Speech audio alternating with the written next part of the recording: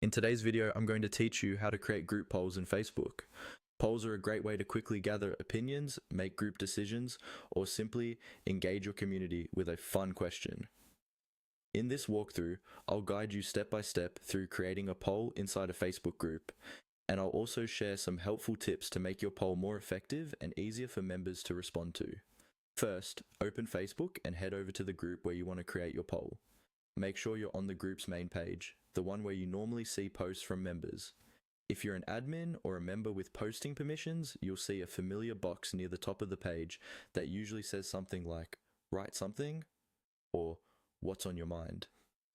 This is the main posting area for the group. Look just below that box.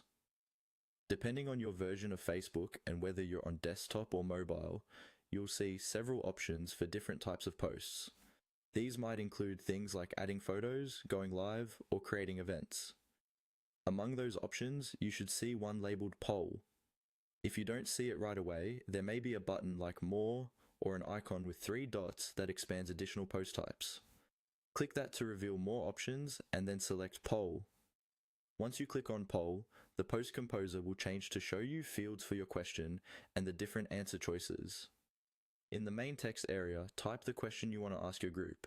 Try to keep the question clear and specific so people immediately understand what you're asking.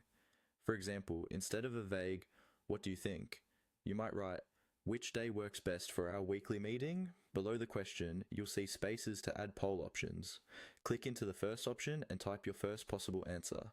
Do the same for the second option and add more options if needed, depending on how many choices you want to give your group members. Some versions of Facebook allow you to let members add their own options, or to choose whether members can select multiple answers. So take a moment to review any settings that appear and adjust them according to your needs. When you're happy with your question and your options, simply click the button to post your poll to the group. Members will now be able to vote, and you'll see the results update as people participate.